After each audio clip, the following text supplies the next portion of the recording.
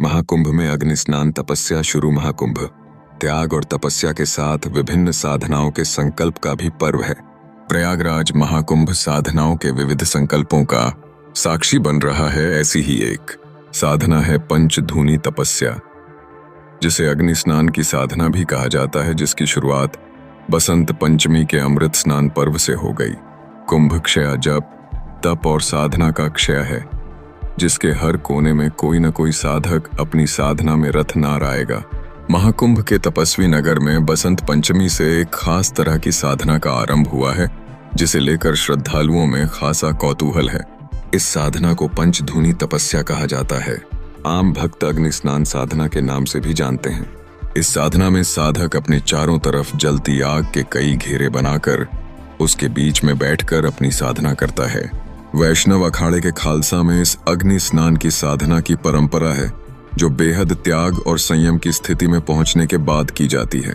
श्री दिगंबर अनी अखाड़े में महंत राघव दास बताते हैं कि अग्नि साधना वैष्णव अखाड़ों के सिरमौर अखाड़े दिगंबर अनी अखाड़े के अखिल भारतीय पंचतेरह भाई त्यागी खालसा के साधकों की विशेष साधना है।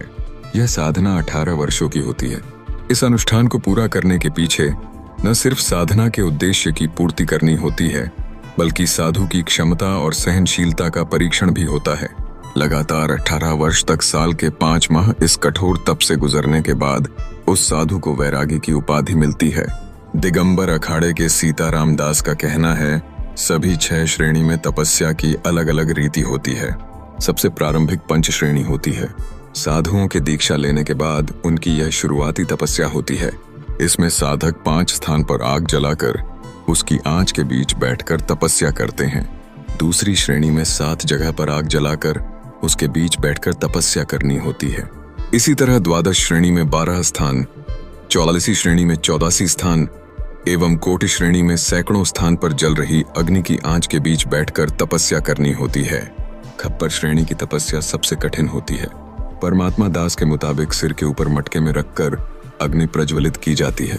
इसकी आंच के मध्य में साधक को रोजाना 6 से 16 घंटे तक तपस्या करनी होती है। बसंत पंचमी से शुरू होकर गंगा दशहरा तक यह चलती है। 3 साल तक यह क्रम चलता है।